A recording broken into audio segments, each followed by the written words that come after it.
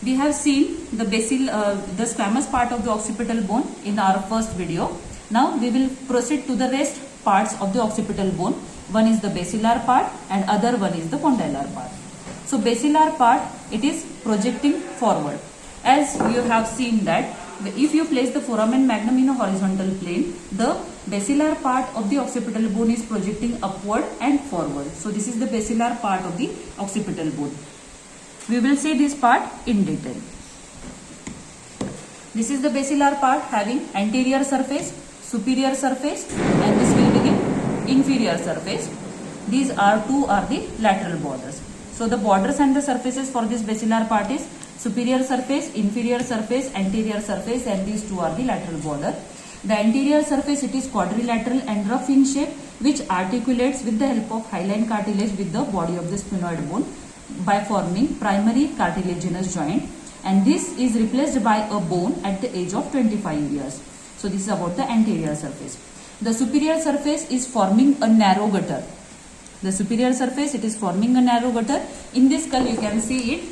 This is the superior surface of the basilar part of the occipital bone, which is forming a narrow gutter, somewhat concave in shape. At the lower part, it gives attachment to the three structures, that is membrana tectoria, vertical band of cruciate ligament, and apical ligament of the dens. These are the structures. The inferior surface, this is the inferior surface of the basilar part of the occipital bone. Here you can see a midline elevation that is called as the pharyngeal tubercle. So this pharyngeal tubercle gives attachment to the fibrous raphe of the pharynx, where the insertion of the constrictor muscles of the pharynx are placed.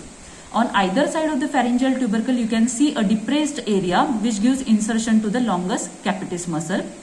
At the anterior end of this occipital condyle, these two oval bodies, they are nothing but the occipital condyles, which gives insertion here to the rectus capitis anterior muscle. In front of this pharyngeal tubercle, there are the presence of or attachment of prevertebral layer of the deep cervical fascia, buccopharyngeal fascia in front of it, and pharyngobasilar fascia in front of it. And the area present in front forms the roof of the nasopharynx. Now, so these are the inferior surface. Now, about the lateral border. So these two are the lateral margins of this basilar part of the occipital bone. So here they are attached with the petrous part of the temporal bone. So my pencil is on the lateral border of this basilar part, where it is attached to the petrous part of the temporal bone. So here it lodges the inferior petrosal sinus, which is one of the largest tributaries of the internal jugular vein. So this is the side where the inferior petrosal sinus is present. So this is about the basilar part. Now moving towards the condylar part. The condylar part of the occipital bone, it is present on either side of this foramen magnum. These two oval articular surfaces are nothing but occipital condyles. They are directed laterally, at the medial part of which is having a tubercle which gives attachment to the alar ligament here. Above to it is the presence of one canal that is called as hypoglossal canal. So this is the anterior condylar canal, or also called as hypoglossal canal, which transmits the hypoglossal nerve, then ascending pharyngeal artery and the emissary vein. Posterior to this occipital condyle lodges the condylar fossa, or sometimes here is also the presence of the posterior condylar canal, which transmits the emissary veins. The tubercle present at the anterior margin of the foramen magnum is nothing but it is called as the bastion. This point, it is called as the bastion. So the condylar part of the occipital bone is dividing into occipital condyle proper and the jugular process. So these two are the jugular processes which traverses laterally from this occipital condyle. So these jugular processes, they are projecting laterally. At the inferior surface of this jugular process is the presence of or insertion of rectus capitis lateralis. And here we are having the anterior margin and the lateral margin. So this anterior margin is forming one of the boundary for the jugular notch, and this lateral margin, it get articulates with, here you can see it. So this is the anterior margin, here is the jugular notch. So this is the jugular notch. This is the anterior margin of the jugular process. So this is forming one of the boundary of the jugular foramen, and this is the lateral margin which is attached with the mastoid part of the temporal bone.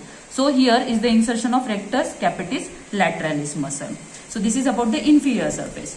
From internal side you can see there is the fossa for the lodgement of the sigmoid sinus in the lower part.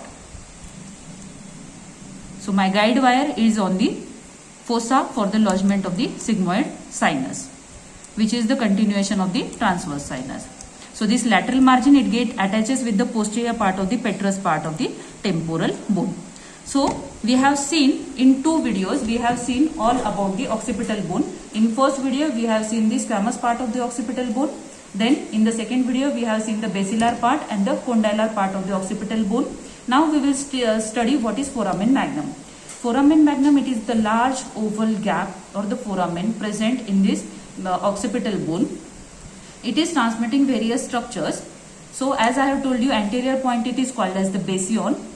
The three structures present in the narrow anterior part, these are the apical ligament of the dens, vertical band of cruciate ligament and the membrana tectoria.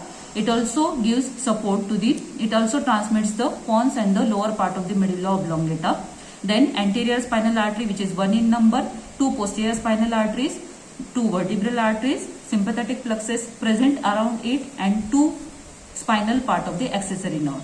These are the structures passing through this foramen magnum. This is all about the occipital bone.